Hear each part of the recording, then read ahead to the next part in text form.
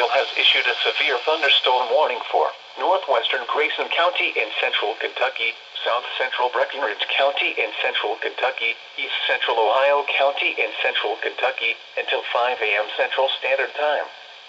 At 4:26 a.m. Central Standard Time, a severe thunderstorm was located 12 miles east of Hartford, moving northeast at 55 miles per hour.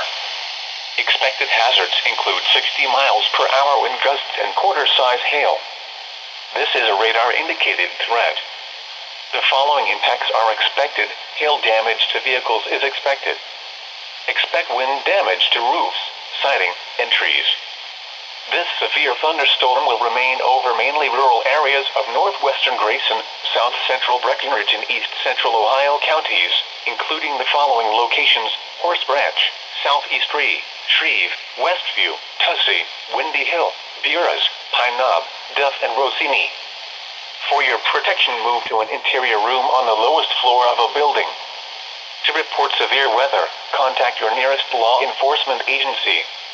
They will send a report to the National Weather Service office in Louisville. Torrential rainfall is occurring with this storm and may lead to flash flooding. Do not drive your vehicle through flooded roadways.